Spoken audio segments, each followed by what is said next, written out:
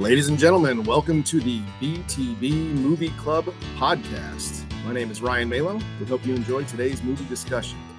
Thanks for listening. Here we go. Ladies and gentlemen, welcome to the BTB Movie Club podcast. We're here to discuss movie number 192. Mike Whildin picked from the Dealer's Choice category, A Night at the Roxbury. Just a classic piece of something. So, Mike, why don't you just run with this, take it away, and enjoy your time. This piece of something is fair. Yeah, this is a stupid movie that I was introduced to by my buddy Keith back in high school. Before I got on the Netflix train, he was the one that got me into all the shows that I watched and several movies. This is one of the first things he introduced me to. I watched it so many times back then, but I hadn't seen it in probably a decade, so I wanted to see if I still enjoyed it, and I wanted to see if you guys enjoyed it. So let's start. I've got the wheel out. So I've got my spinning wheel thing here. So first we are going to hear from Dan Sears. Dan, tell us what you thought about Night at the Roxbury. Sneaky Dan Sears. Okay, saw it about 25 years ago or so, and it was the adolescent comedy genre, and it was a little rough back then, but it was a perfect movie to when you're drunk at like 2 a.m, you watch it and you laugh hysterically, and then the next day you think, why the hell did I watch that? So I don't know, don't have a whole lot to say about it.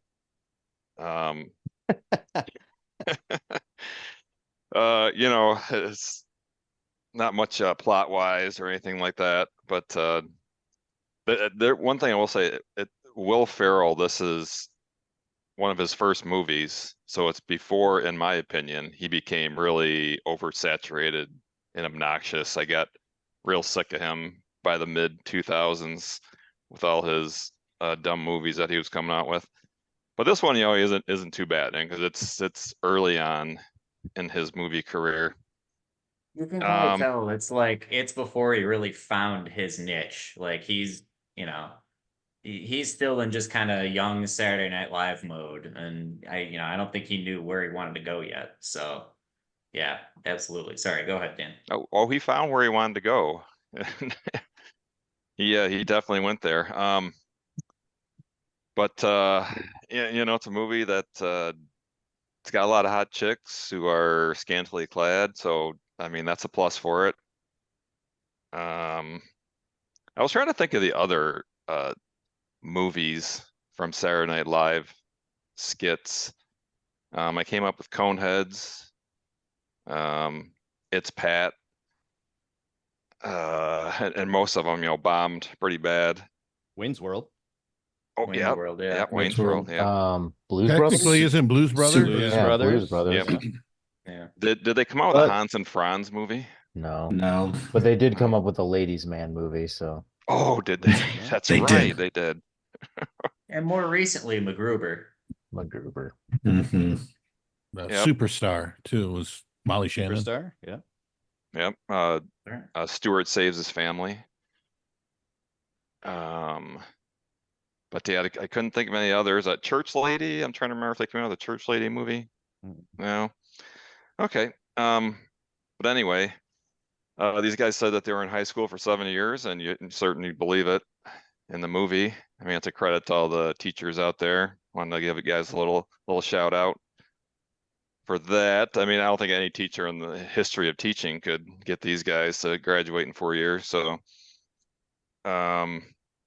one funny thing I did remember in the movie is when they're in the car and they're arguing, when they had their big blow up argument, whenever they showed Chris Kattan, there was a car next to him, and the guy had on a shirt and a hat. And every time they showed Chris Kattan, it was the same guy, but it was a different car. It was like a van. He'd pull up, and then it was a different car. It was like a Jeep, but it was the same guy throughout the whole sequence. I thought that was pretty funny that they threw that in there. But yeah, that's about it for the notes. It's a little rough here in 2024 for A Night to Roxbury, but yeah, guess that's about all I got to say. Okay. Yeah, there are definitely parts of it that don't hold up. I agree. But yeah, you're right, there isn't that much plot wise, but I do think that they do get a lot of mileage with the very little that they start with just, two guys going out clubbing. That's the whole skit, and then hitting on women. And obviously it's no Oscar winning plot or anything. It's very dumb, but they get a lot of mileage out of just that idea. Um, whether you enjoy it or not, obviously, is a different story. But let's move on. Well, real quick, Dan, did you have a favorite character? Favorite character. I'm going to go with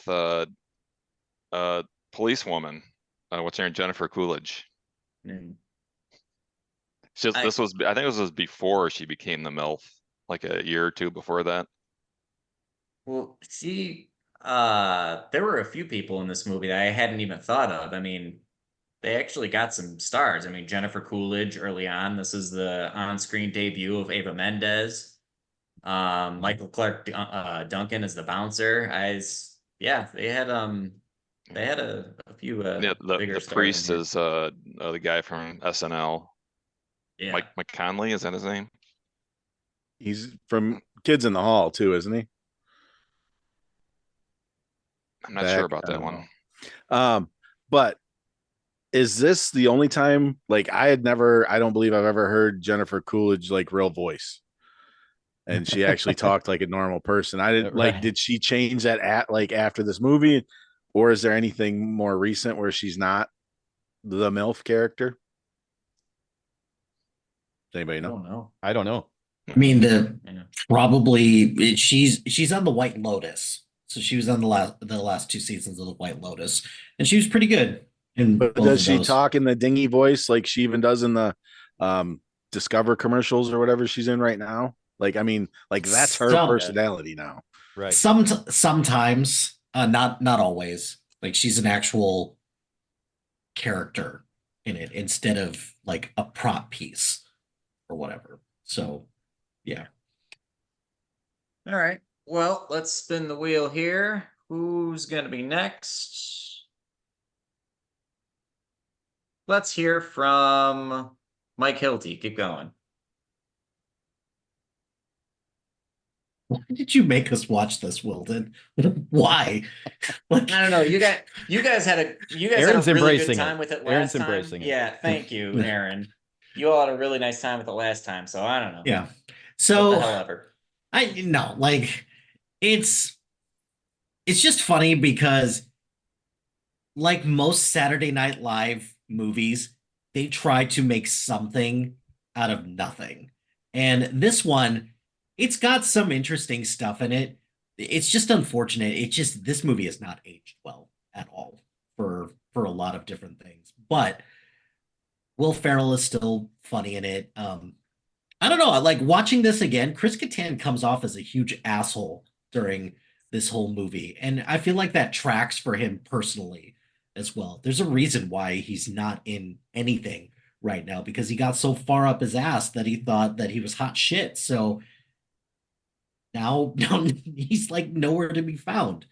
One thing I will give props for is the soundtrack to this is as 90s as they come. And I'm pretty sure I owned the soundtrack when I was in high school. So I'm going to make sure to play clips or parts of the soundtrack at trivia this week. And I'm going to blame you. So thanks for that. I don't know. I don't have much like unfortunately like Dan, I don't have a whole lot. I don't have much in the name of much to say. I don't have much in the name of trivia for this. Like it seems like some of the lines were like improv, and that's funny. I would have loved to have seen some outtakes for this. Do you know anything about the situation between Will Ferrell and Chris Kattan? And like there was the producer for the movie that I guess like Chris Kattan had a relationship with or something like that, and that made Will Ferrell uneasy, and so they ended up not being friends for a little while or something. I don't know.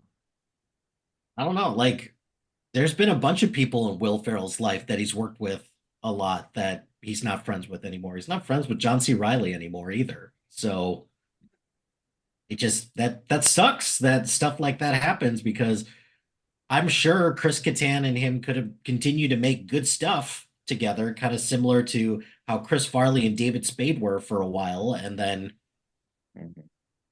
I mean, that was different. Chris Farley like died, whereas the rest of them, they just something came about from their relationship. I don't know. That's no, I didn't know that. I feel like it would make sense, because I feel like even in this movie, Chris Kattan knows that he's second fiddle, and he doesn't want to be second fiddle at all. Yeah.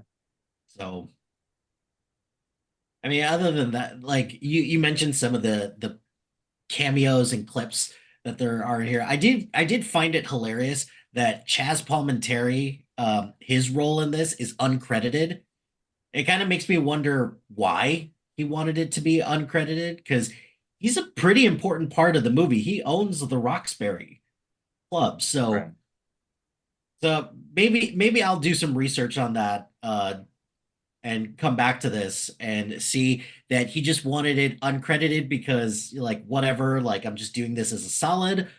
Was he embarrassed about this? I don't know, because Chaz Palminteri around this time, he was coming off like The Usual Suspects, and Right. Pretty different role for him.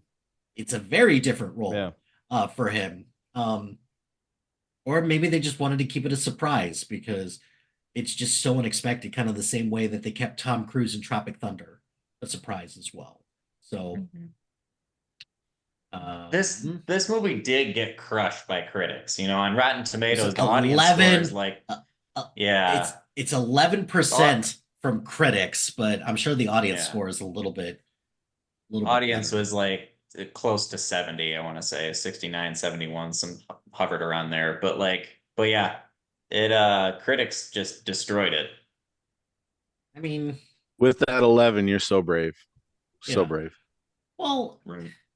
again, like, but this kind of shows the dichotomy of a movie that is clearly not made for critics. So at some point, it's like critics need to find a way to like turn off their brain and find a way to enjoy it, or don't review it, potentially, because you have a choice in all the stuff that you review. Like, I was reading a quote, for a review of Roger Ebert when he reviewed this, and he was like, laughing at this felt cruel to do it, because it felt like he's just commenting on some of the jokes, and he's just like, there's only one joke in the movie, and these two guys, they're the joke. Like, that's a little mean about that, Yeah.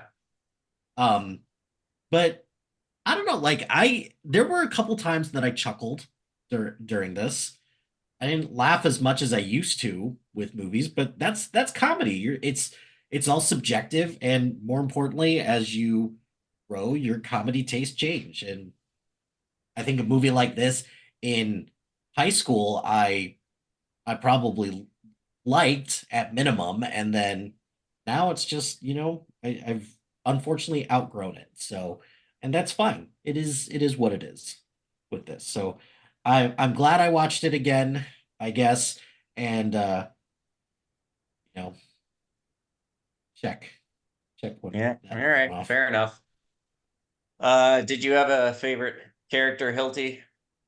Oh, I am on Team Credit Vixen 100% all the way. I I just thought that she was an awesome character. But also, I will give some props to Richard Grieco for being in on the joke, because it takes a very special person to go into that role and be like, I'll play along.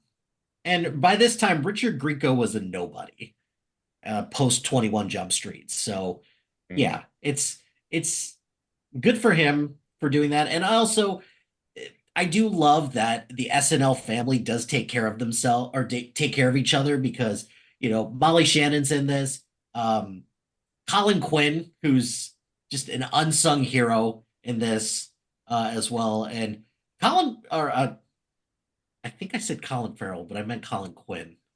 We were talking about two very different people. I think you But said Colin. said No, Colin you said Quinn. Colin Quinn. Okay. Yeah. Okay. Yeah.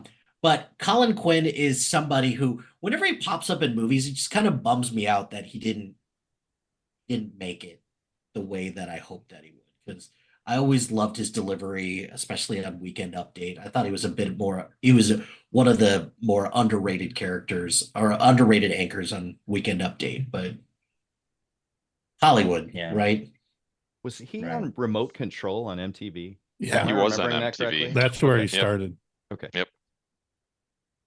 I watching this back, I didn't understand them when I was younger because I guess I didn't know as much about SNL, but the two big kind of shout outs to SNL, well, one's a little more obvious when Zadir's like, wait, I have to say hello to Jim Carrey, and does the smoking line and everything.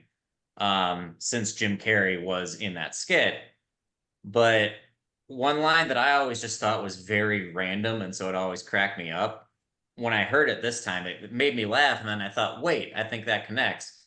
Um, with the when they're at the gas station to get the fluffy whip, and Colin Quinn's in there, and Chris Kattan puts the window down, and in the background you hear Will Ferrell say, "And that alien was Robin Williams," and Zadir's like, "Yes, I remember," which always cracked me up. But I thought like, wait, is that like a Mork and Mindy thing? Is that I wasn't sure what that was a reference to, but I felt like they were kind of just throwing out a little tribute to something there. So Does anybody have I do have to ask here. The Jim Carrey and the smoking is from the movie Masked. I don't know that that was a Saturday Night Live thing. No, but No, Jim Carrey in was one of the SNL the skits for this on SNL when he was the host, and he's Oh, probably okay. arguably Okay. probably among one of the better guys. It's really doing hard this, to 'cause- screw it up though, because like I've recently saw the Martin Short one, and that's pretty good too, as far Mhm. as that skit goes. But Okay.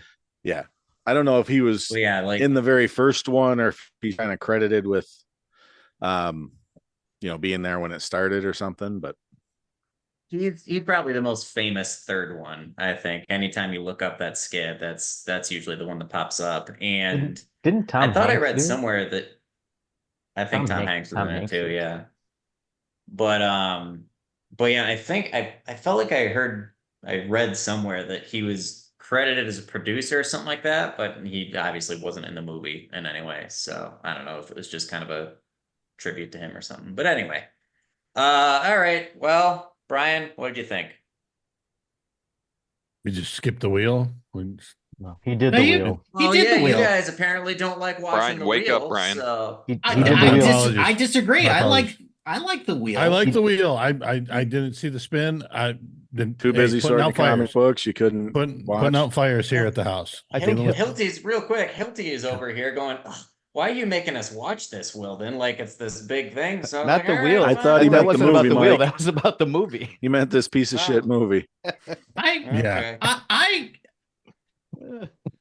I want to watch the wheel. God damn it! I would rather watch you spin the wheel 6 times than watch this again. Oh, okay. Here's one other thing I will give it credit for. It's an hour and 20 minutes.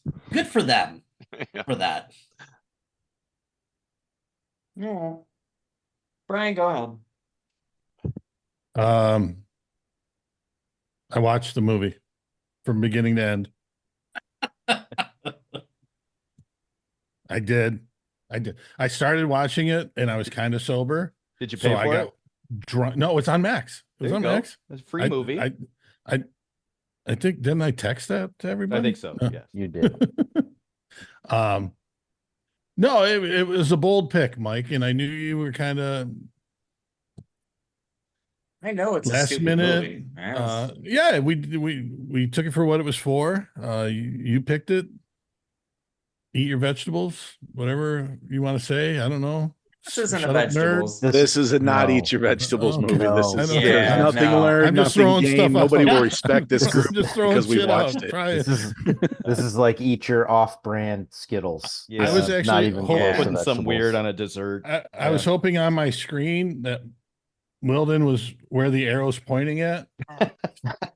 It's on my I didn't- screen. Oh, Makes it feel any better. Well, as Aaron has pointed out, we can drag you. We can click and drag. So I've just put you just to the right of Wilden so that it makes sense. okay. It is what it was. There was, no expectations as being a good movie. I'd fall under a guilty pleasure for somebody who enjoys it. I personally don't. Nothing against those who do.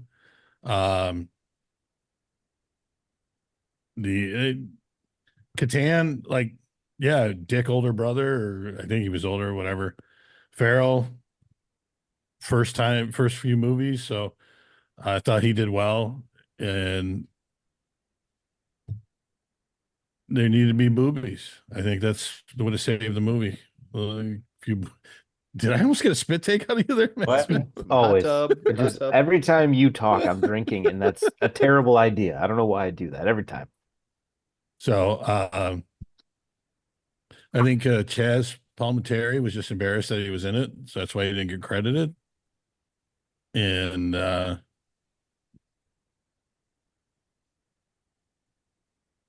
glad I watched it.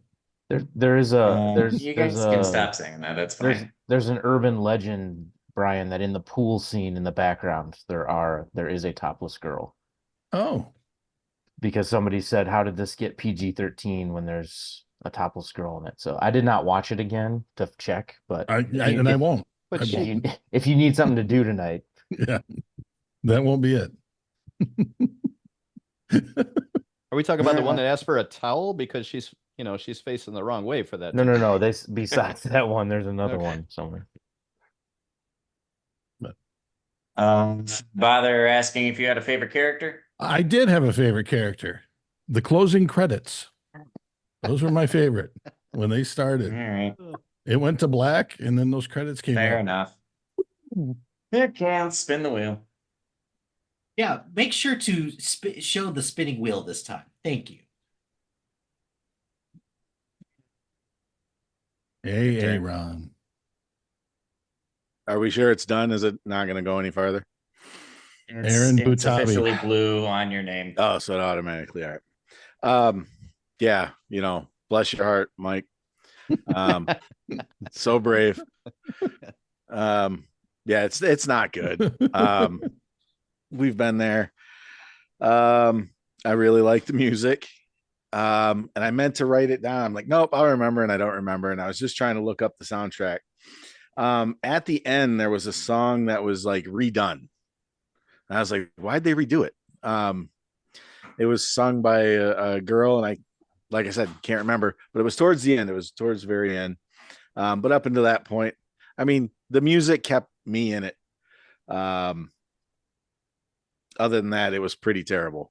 As far as, I mean, if you want to talk about it as like movie people, like the motivation of most of them, I get it, they're idiots, but still, why was Will Ferrell's character so into, helping dad, and want, like, there were different things they could have followed or expanded on, and they didn't. And thank God, because an hour and 22 minutes or whatever was perfect.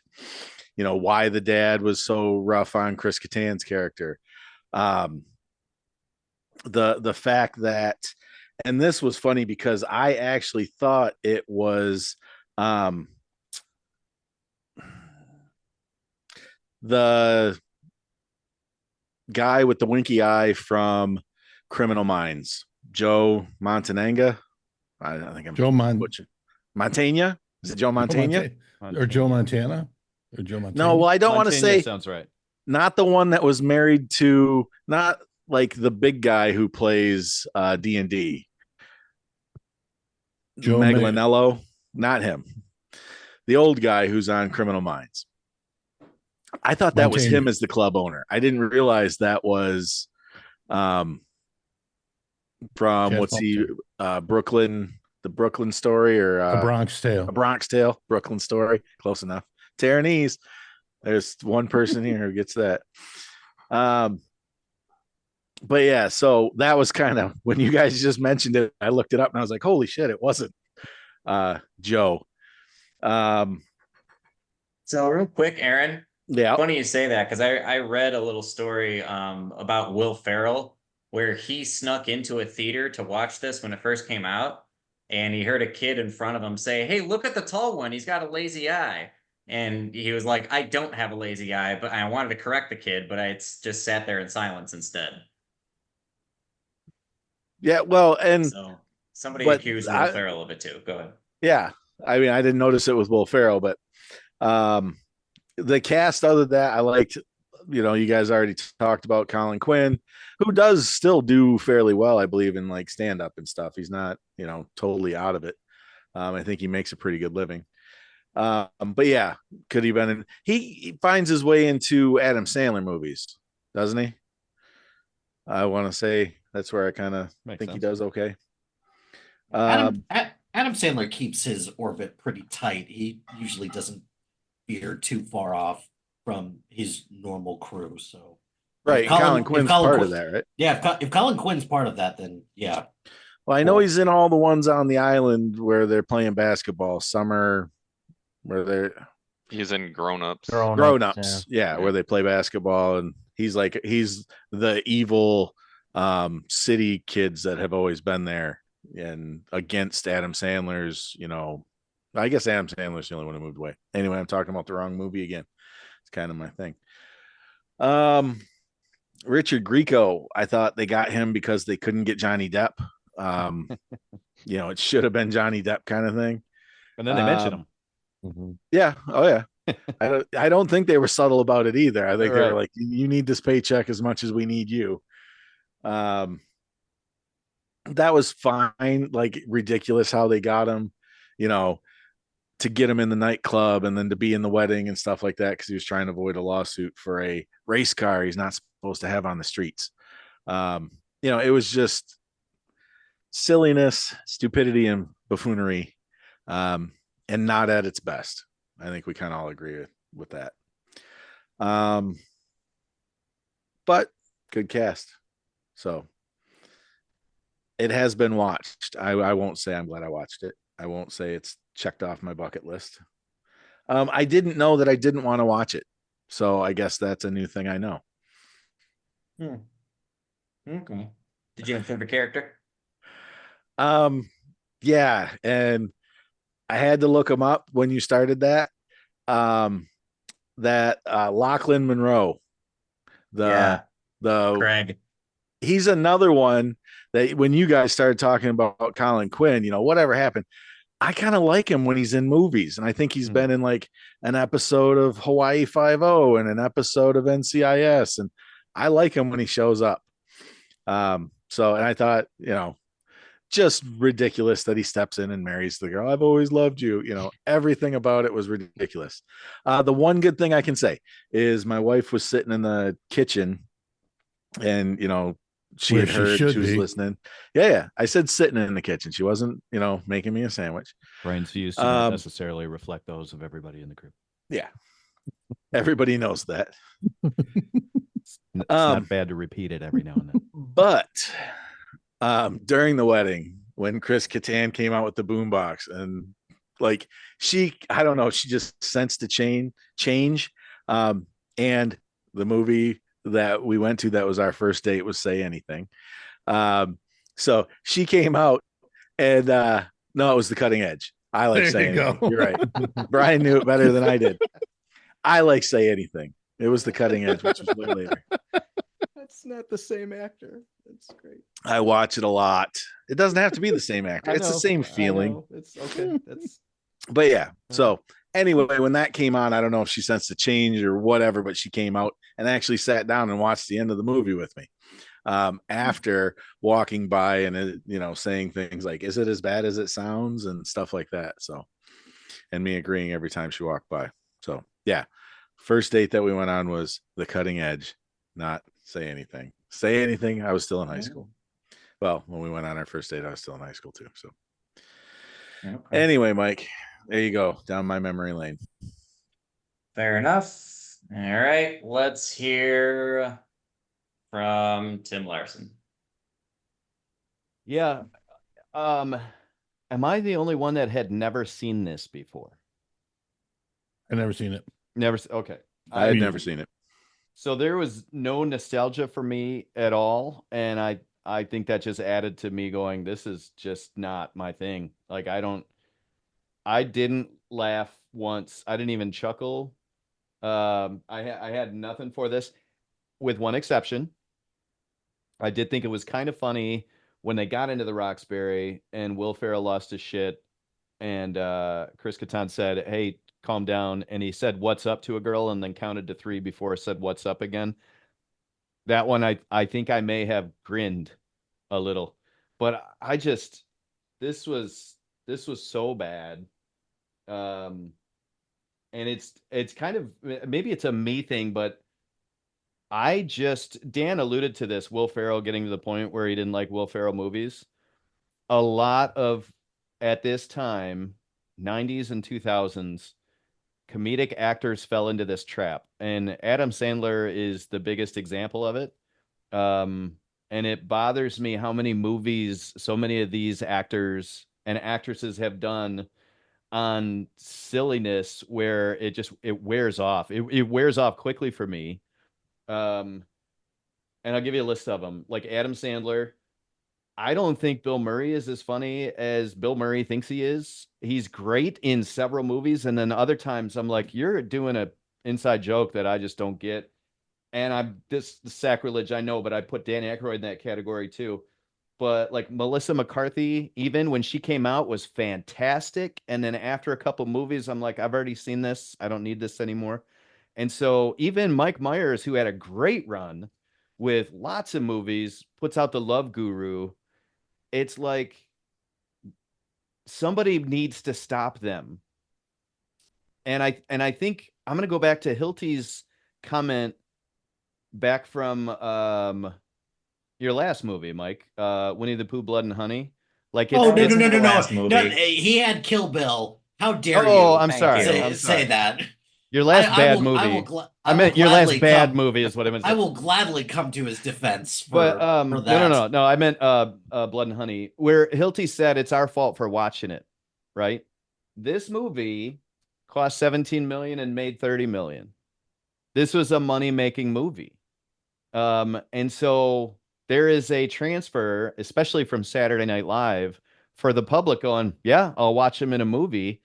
And I think quality suffers in the end. Some of those movies, the first ones for a lot of these comedians, are absolutely fantastic. I don't want to be taken the wrong way because Happy Gilmore is fucking legendarily hilarious. I don't like Billy Madison as much, and I know a lot of people do.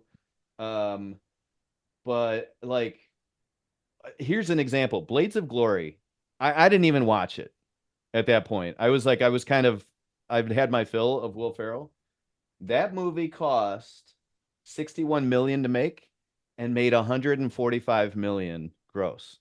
They're money making movies. And if I'm the guy running the movie production company, I'm going to say, "Hey, here's the go ahead." It makes me money, but I think that I think the art suffers. I got a list of them like Nacho Libre and Little Nicky. Those are things I just wasn't interested in watching. Some of you guys might like those movies, but for me, those great characters, their shine gets kind of ruined by doing a lot of these. And I know this was early for him, but sometimes it just doesn't. Saturday Night Live in its best, it's got several different eras where it's just absolutely fantastic. It doesn't necessarily means it needs to transfer to movies and be art that's great. I think the skits they did will last forever. I don't know if the movies do. And I think this one falls into that category. So the other thing that I thought, I got two other comments. One, I thought it was great. And they overdid it, just like I feel like they overdid everything in this movie. When they started playing Springsteen's song from Jerry Maguire, Secret Garden, in the background while he's talking to him, I was like, well, here we go. And then they went and fucking said, "You complete me." I was like, just leave it there and let it be a subtle thing. You don't have to. Come on, man. So I'm going to give them half credit for that one as my two positives. I don't know. Maybe if I saw this in the 90s, I would have liked it better because I did like Chris Kattan back in the day, and I liked Will Ferrell on Saturday Night Live early, and a lot of his early movies, old school. I mean, is just he's fucking great in there. But I did I did write this note. In order to play this character, Will Ferrell watched Keanu Reeves for 20 hours and then tried to play him. Like he's got his hair sideways. He's just dude, I don't know. That's just what I took. So not a winner for me. I get why people, especially if you were actively watching Saturday Night Live at that time, which I wasn't. I could see people enjoying it. I just it's for me, it's a no. You'd kind of brought up, hang on, the music for a second. I looked it up and I found it because it was Careless Whisper, and on the soundtrack, it's done by Tamia, Tamia. Oh, that's interesting. Don't know why they didn't use the original, but well, that's not the same song though. They played that at a different time. Oh, I thought it was towards the end, and I'm just going by it's kind of at the end of the soundtrack, but I think they played that when the guys were getting laid for the first time. All right, so maybe that wasn't it, but yeah, it was a popular song like that, and I'm like, why do they have somebody else singing it? Yeah, because obviously didn't they have Cyndi Lauper do a song on the soundtrack also? Yep, she's got Disco Inferno. Oh, that's interesting. So I don't hate the pick. I'm glad we get to do this and talk about stuff like this because it really you get into this is what I like and this is what I don't like about movies. And I know I have this feeling about those kind of comedians. I doubt that everybody feels the same way. So I think it's a good pick. Just for me, it's not one of my favorite movies. Tim, can I ask you a question? Nope. You listed like a lot of comedic actors. Shut up. A lot of comedic actors in there. Who do you like from a comedy perspective? Because if you don't like any of those people, who else is left? So, right. But what I'm saying is that's not absolute because I really do like Bill Murray in Caddyshack. I really do like Dan Aykroyd in Trading Places. I love Eddie Murphy in almost everything he's done. But I think Dan Aykroyd started to do movies where he was just overdoing it. And I think they all fell into that. I love Wayne's World and I love the Shrek movies and the spy movies, Austin Powers. But he got to the point with Love Guru and for me, he fell into the trap and then he stopped doing movies. Like at least he stopped. But I will say though that Adam Sandler has put out some things recently that are much better. Uncut Gems is a really good movie. And, so he made his own production company and he just kept going no matter what. He didn't need anybody else. But it just bothers me that the money's there, so let's make a goofy movie in a goofy situation, and it's just I don't know. I don't think the art is that good. That's my point. It's more about the movies that are made than the actors themselves. Did you have a favorite character? I did not. All right, never mind. Matt Smith, sorry. You're up. Your turn. I like Matt, I like how I'm you trying showed to the help, wheel. Mike. I'm trying. I like how you showed the wheel. I'm the only one left on the wheel, Mike. The who else could it be? Complained about that. Careless Whisper was sung during the montage where he's getting with Molly Shannon. It starts there at the theater, and so it is towards the end. I guess there's still a little bit left, but sorry, Matt. That's okay. Everybody, okay. So I'm going last, so I'm gonna try not to poop on your movie too much, Mike. Everybody else has. You might as well. So do what you got to do. So there's like Saturday Night Live movies, and there's Saturday Night Live adjacent movies, right? Like with Saturday Night Live, Lorne Michaels put the money up, but it's a totally separate thing. So I like that. Tommy Boy is one of my favorite movies of all time. Tommy Boy is great. Love Tommy Boy. I think Billy Madison falls into that category. Adam Sandler was still in his Saturday Night Live phase back then, right? So those movies are great. I think when they try to do a Saturday Night Live movie, they almost always fail. But the problem is things like Wayne's World exist, and that movie went like shot way above its star, right? Like, and then what's the other one? Blues Brothers, obviously, which that's credited as the first. Yeah, and what was that, 1980? So, and anyway. Tim already made the point of this one, as bad as it is, made money. Right. Right. So Yeah. So, well, and that's why I was looking at the list. Like, it's not even the worst Saturday Night Live movie. Like, if you look at rankings and stuff, it's Pat gets like a 0% on Rotten Tomatoes. Like, it's not even the worst one. And I've seen a lot of these movies, unfortunately. Like I actually kind of liked Ladies Man. Maybe yeah, I was just because I'm weird. But like Stuart Six's Family, somebody mentioned that one. That one's terrible. Superstar, I think I watched it once, terrible. Coneheads was fine, like if you like those characters from Saturday Night Live.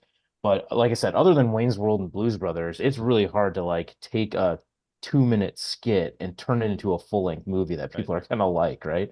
To Tim's point. So yeah, it wasn't good. It did bring up some fun memories. For a while, my roommate in college and I would constantly quote, "Did you just touch my ass?" And then my roommate would say, "Sir, from where I am standing, that is a physical impossibility." And for whatever reason, we found that hilarious. So this movie did give us some joy in that realm. We got to quote it a lot. I did see it back then. It wasn't that good back then either. But I don't know if you could make this movie today either. Like, because 98, right? 98, the internet was obviously around, but not like today, man. Movies before they even come out have a negative score, right? Like movies before they even come out, people are already bashing them on all the review sites. So I think this movie never would have made it, to Tim's point. It never even would have made money if it got made today because it would have already been canned. Like people would have been just panning it all over the place. It kind of came out at the right time to make money.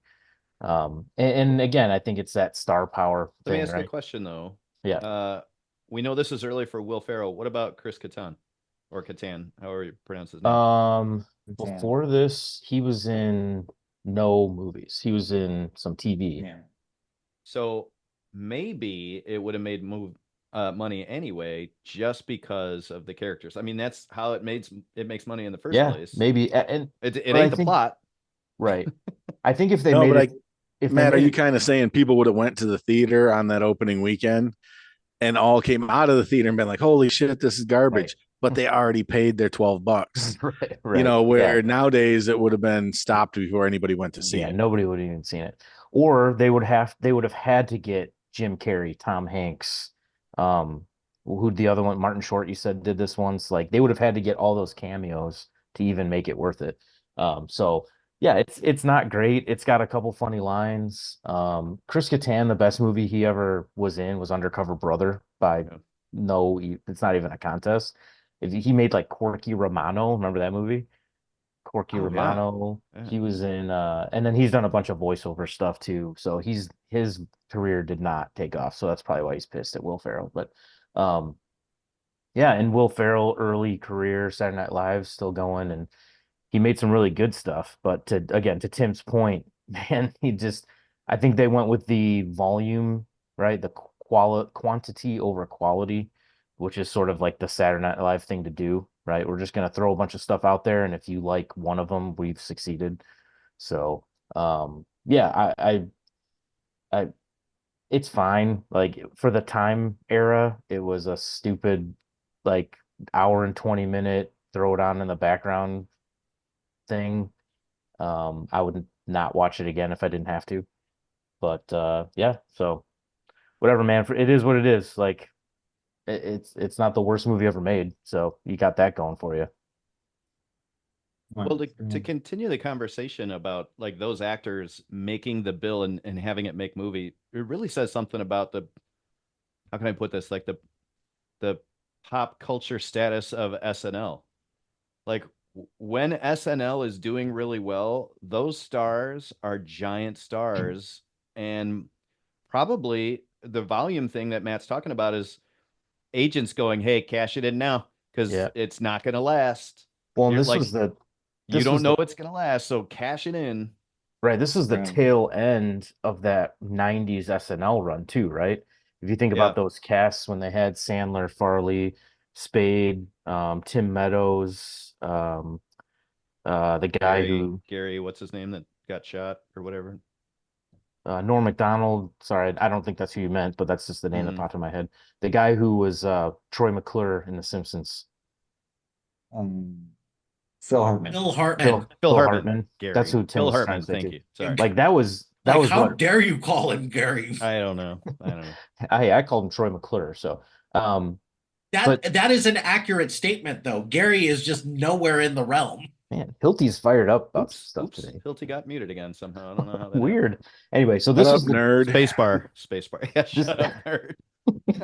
so this was the tail end of that, though, right? Like, if you think about, when it got into the 2000s, I think that's when SNL took a little dip before, it kind of came back, Yeah, if it ever right. came back. I don't know, but yeah. So whatever. It's not the worst movie in the world. It's got a couple of sweet memories for people. It's a funny skit on SNL, but it definitely shouldn't have been extended into an hour and 20-minute skit. So, which is basically all this movie is, if you think about it. Once again, except that it made money. Yeah. My favorite That's hard to character, argue with. my favorite character, by the way, is Dooley. Sir, from where I'm standing, that is a physical impossibility. Yeah. I Good did look it deal. up. Thank you, Matt. I was Beautiful. hoping it made like 25 million the first weekend, and then nobody went and saw it, but it only made like 10 million the first weekend. So All right. people, So People went to see it after their friends said how awesome it was. I mean, like, Mike so said, the I'll- audience score was pretty good. So somebody out there this liked it. does have a bit of a cult following. All right. Well, what to say here? This was wow. This got burnt to the ground here. First of all, yeah, it is a very stupid movie. At no point did I think that this was going to be anybody's favorite. I'm a little surprised that it's been as universally hated in this group, but I get it.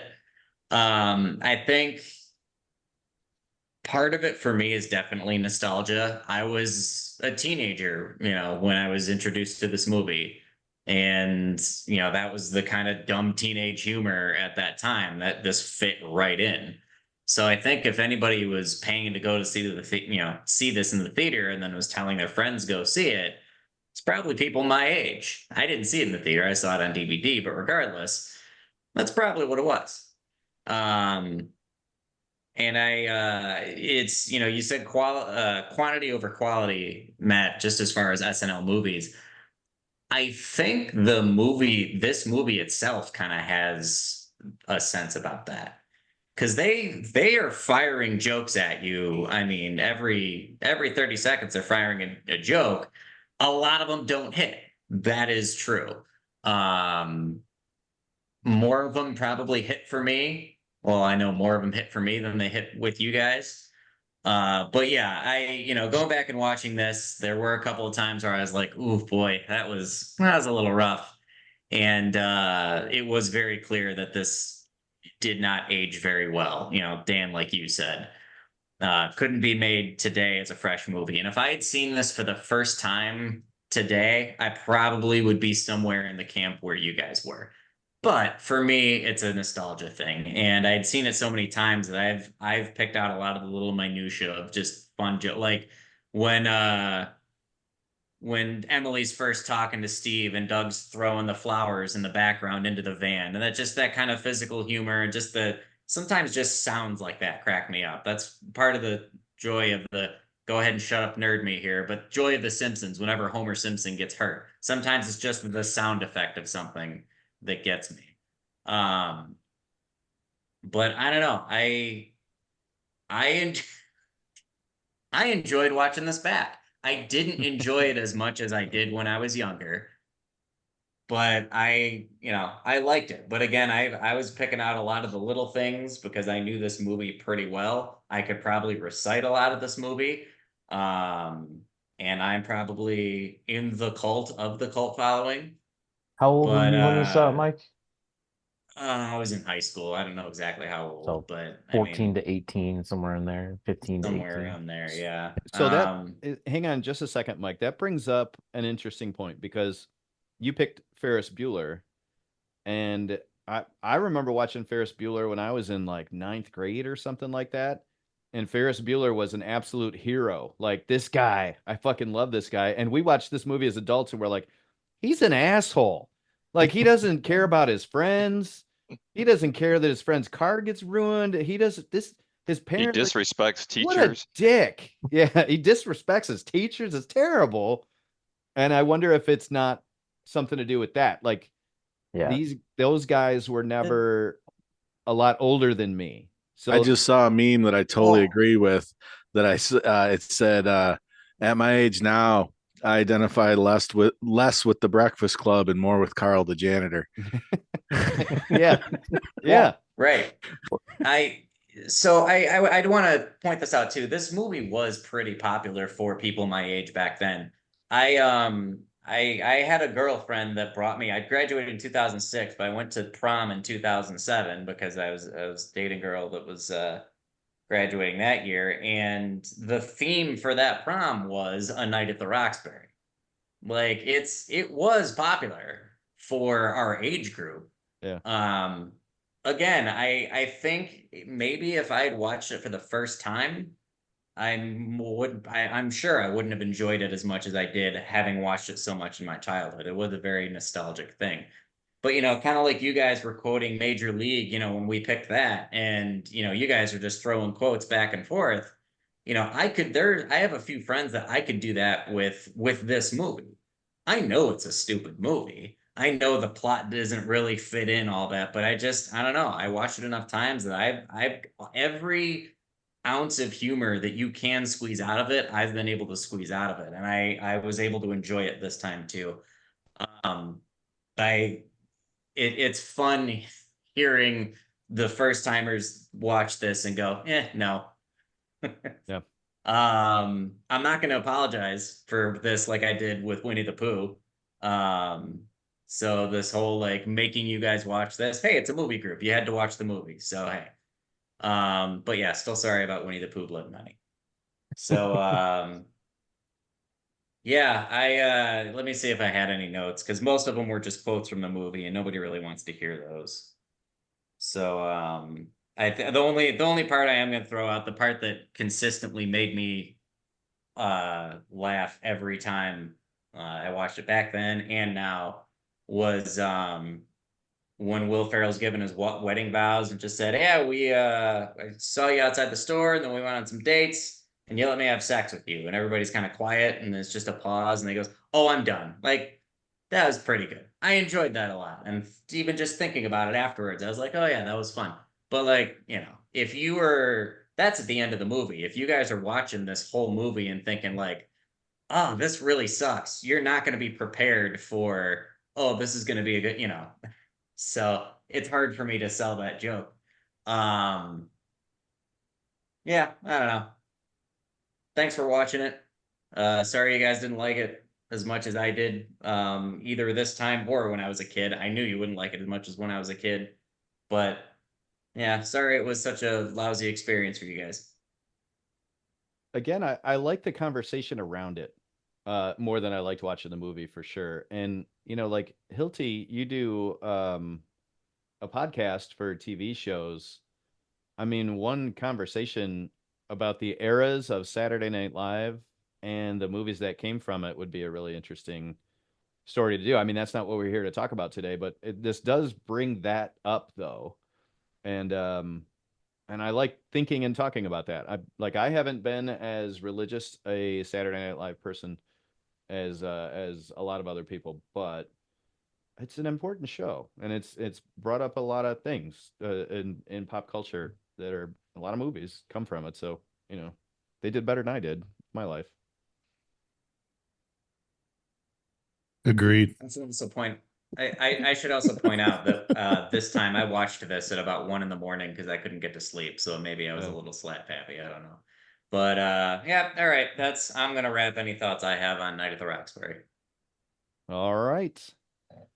Well, we've spent our night at the Roxbury. It's time to put the whipped cream down and move on. So, Aaron Lashbrook, it is your turn to make a pick here. It's Side note, dealer's real quick, choice. Aaron, thank you for dressing up. Even if you didn't like the movie, I appreciate that a lot. I like that costume. Sorry. What costume? I mean, these are my clothes. Like I own this. Everything I'm wearing, I own. I made that abundantly clear. That's my worst fear of ugly sweater day. is you insult someone's sweater that they actually like. Yeah. That's my worst fear. We worked with a lady who I won't say her name, I guess, because we're on a public thing, but she wore grandma clothes, right? And I was always afraid on ugly sweater day she would be offended by what we wore because it was like what she wore every day. Yeah. Right. Or similar going down that road, and like I think I saw it in a movie or a TV show before it ever happened, but I was like, holy shit, that could have totally happened to me. Like walking up and being like, oh my God, congratulations. For what? It's like, holy shit. I'm not pregnant, you asshole. Aaron Lashbrook, it is your pick. What are we watching next week? First off, Tim, you being the musician you are, I was just wondering, has anybody else, Mike, is that a new piano behind you? Keyboard, whatever you want to call it. I've never noticed it before. Not you, Whildin. You don't own a keyboard. I'm in my parents' office. I didn't know, so last week I brought it up. My daughter plays piano, yes, so we needed to make room for it for more crap in the playroom. So the pack and play filled with crap is now gone, and now we've got a fancy. It looks good with the mobile. Keyboard. Yeah, that was the aesthetic I'm going for. Yeah.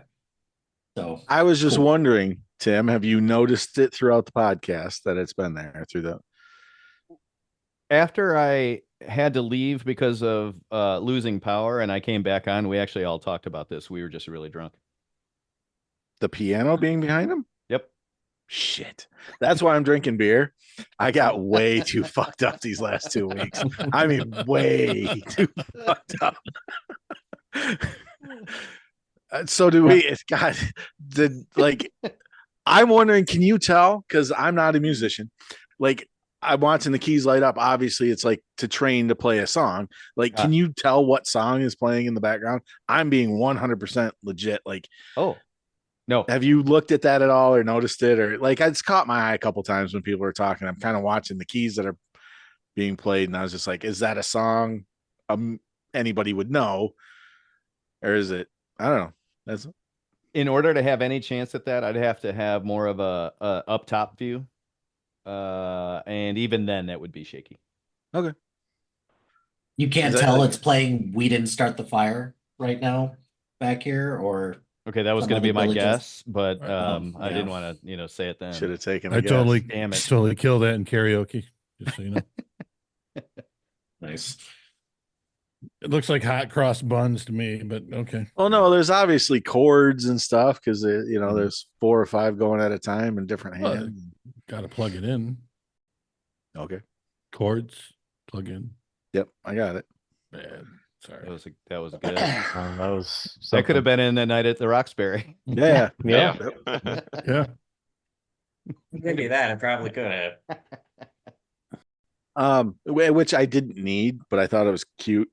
Tim, please tell the group the amount of heads up you gave me about picking a movie. Oh, I do like to let everybody know when it's their turn to pick a movie, and I try to give them a text or something. I sent Aaron do you know that it's your pick at 8:54, which is 13 minutes ago. I was gonna screenshot it and then like crop it and put it into an everybody text. Yeah, that might be a record for the latest heads up. But I knew. I also knew because I went to take a peek at the list.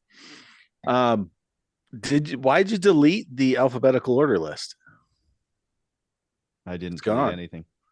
Okay, it's gone off the spreadsheet. So I made a new page and called it Alpha and put a new alphabetical order. Okay, because maybe somebody else was fucking around and deleted it because you can all change it probably.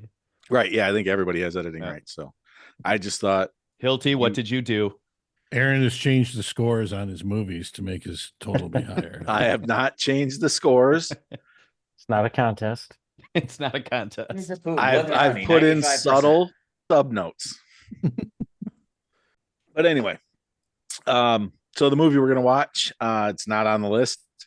Kind of curious to see, yeah, That's a good start. I checked it earlier today. Well It's done. kind of the Well only done. qualification, really. 1980s Flash Gordon. So Oh, Oh. 1980s Flash Gordon. yeah, Hush. The universe. That's pretty good. That's pretty good. I do what I can. because it does have a banging soundtrack. It does Um, actually look like that's what's being played on the keyboard back there right now. who has seen it? Has anybody? 1980.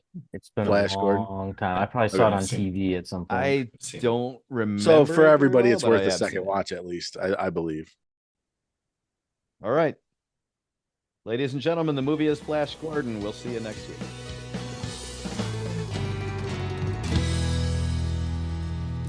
That'll do it for this episode of the BTB Movie Club podcast. Thank you as always for listening. We know we enjoyed ourselves. We hope you did too. Have yourself a great week. We are partnered with the SPDM Crew Podcasting Network.